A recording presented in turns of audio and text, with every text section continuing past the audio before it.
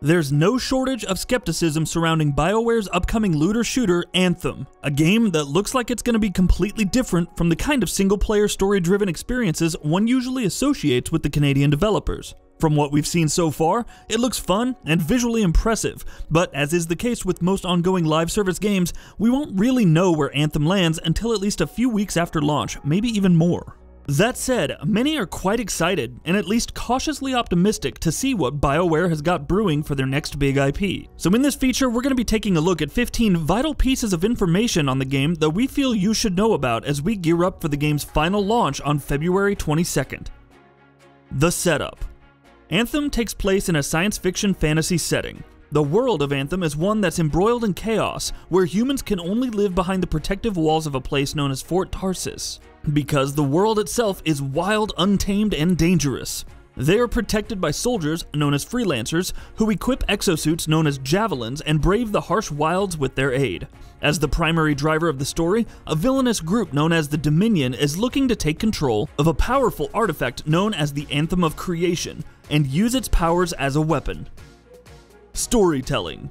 Despite all outward appearances, Anthem is a BioWare game, and BioWare have been adamant that it will retain that DNA. Allegedly, that's true for the game's story as well. BioWare have said that Anthem is very much a story-focused title, and that it tells its story while also balancing multiplayer aspects. The choices it offers to players in the narrative are supposedly more personal, but the developers haven't really gone into what exactly that implies. Right now, it's all up in the air, and though BioWare have assured fans that Anthem won't discard their heritage as a story-focused development team, it remains to be seen just how true that is gonna be.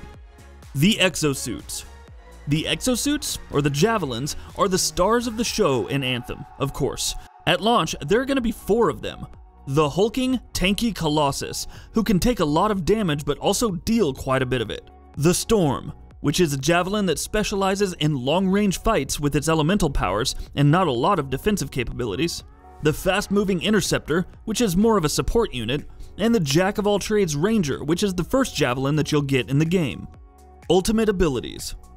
There's a lot more to those javelins than the single-line descriptors that we just talked about. For instance, their ultimate abilities, which are exactly what the name implies. And what will these be? The Ranger's ultimate ability, Multi-Target Missile Battery, targets and attacks multiple enemies with guided missiles. The Interceptor's ultimate ability, Assassin's Blade, allows it to become supercharged and deal multiple deadly melee attacks at high speed. The Storm's ultimate ability, Elemental Storm, allows you to deliver successive elemental blasts of fire, water, and electricity before ending things with a bang in the form of a meteoric blast.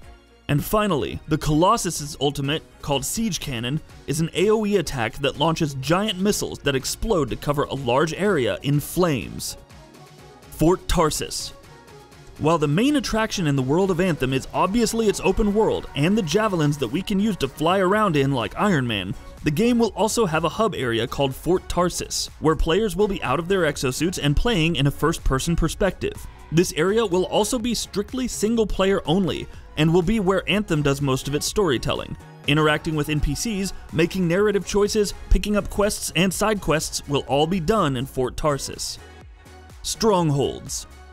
Strongholds in Anthem are going to be instance activities, which will be equivalent to raids or dungeons. These are activities that'll be higher level and will require co-op play, and these will feature as in-game content. Though they will have some story elements, these aren't really going to be tied to the larger narrative all that much. Players going through Strongholds can expect 30 to 40 minute long gauntlets of waves of enemies, some puzzle solving, and an end dungeon boss, with rewards coming in the form of loot, some of which will be exclusive to the Strongholds. At launch, Anthem will have 3 of these Strongholds. Legendary contracts. There will be more in terms of in-game content in Anthem when it launches. Legendary contracts, according to BioWare, are repeatable and dynamic missions which are going to be significantly more difficult than most other activities in the game, and as a result, yield higher end rewards. Quest steps and what players will be required to do will change every time you tackle them, to keep them fresh and from getting monotonous. Launch Bay. For those who are not too keen on Anthem's single-player side of things and are wondering whether there's going to be a social area similar to the Tower in Destiny, the Launch Bay is exactly that. It's a social area where up to 16 players can meet up. The Launch Bay will allow you to pick up new contracts, customize your loadout, and even use the Forge in between missions. ARMOUR. Anthem is going to be approaching Armour a little differently than what you'd ordinarily expect. That's because Armour in Anthem isn't going to be tied to stats. It's going to be cosmetic only. Your progression will be completely divorced from what your javelin is wearing by way of armor, which means that you can pick whatever armor and gear pieces you want and equip them purely on the basis of how your javelin looks with these on. Customization. Given the fact that armor in Anthem is purely cosmetic, that would have to imply that cosmetic customization is also going to be a pretty big deal in the game, and that's indeed the case. Everything from paint scheme and vinyls for the legs, arms, head, and torso, to victory poses, emotes, and landing animations are going to be customizable, while players can also decide whether or not their javelins will show any degradation. Can be played solo. Anthem is, by and large, a game that is being designed as a co-op experience that you can play with your friends, or with strangers through matchmaking, but that doesn't mean that you can't play it solo. All missions will be playable solo, but BioWare has said pretty plainly that the game is really at its best when it's being played with others. If you do play solo, also be prepared for more of a challenge. No PvP. There will be no PvP in Anthem at launch.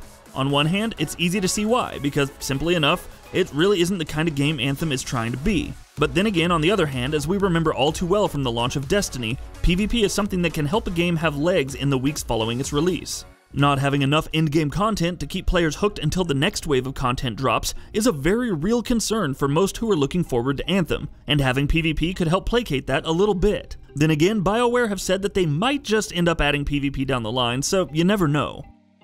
No loot boxes. Sadly enough, it's hard not to talk about microtransactions in AAA games these days, especially those with an online tilt, and even more especially those that are associated with EA. Anthem will have microtransactions, but first, there will be no loot boxes, and second, these will be of the cosmetic variety, so none of that pay-to-win crap.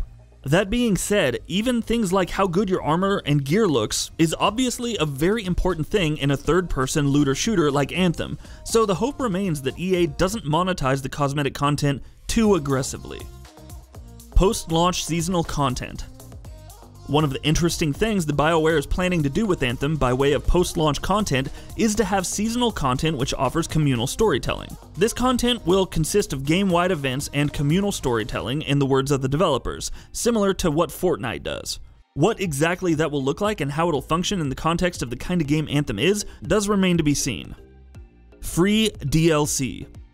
EA's games have been following a free DLC model for a couple of years now, and Anthem is going to do so as well. All story DLC, for starters, will be released for free, but BioWare have also stated that other post-launch content, including things such as raids or any other ongoing live service updates, will also be released free of cost. And that wraps it up. If you like what we're doing, please consider subscribing to our channel. We upload new videos daily. Also, don't forget to switch on the bell notification icon, that way you don't miss out on any of our videos.